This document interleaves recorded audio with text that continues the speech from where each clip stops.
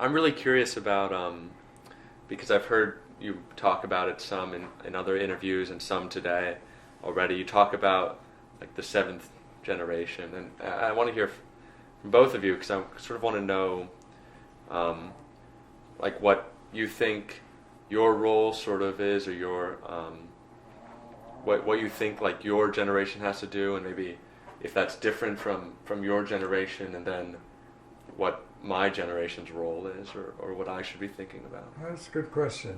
It's a really it's a thoughtful question. Um, it's a contemporary question. As things develop and move on, things change. 300 years ago, if you were asked that question, there would be a different answer.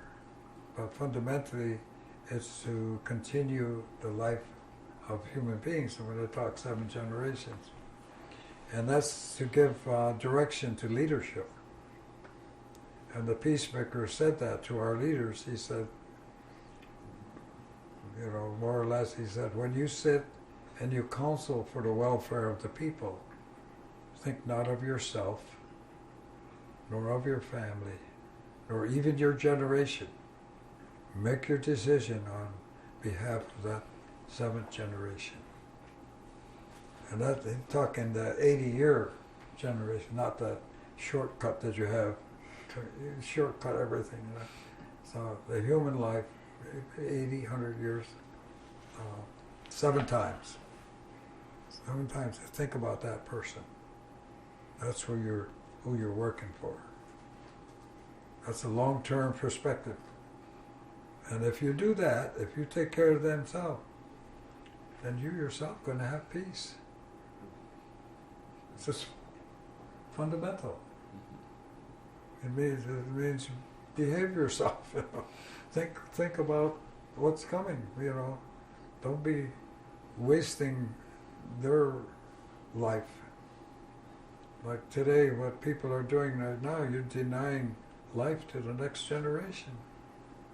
You're using it yourself. Selfish. It's not that. But that's when they said in 1775, we want to make a union like yours. They said their exact words. You told us in 1744 to make a union like yours. We're now going to take your advice. Make a union like yours. That was a real effort on their part to change. And they were sincere. I would say at that point, that was the sincerest point in your whole history of white people being over here. They really want to do it. But as you can see, they failed. It's failed. When you have less than 1% of your population owning 70% of the wealth, how are you going to deal with that? How can you rationalize that? You can't rationalize that.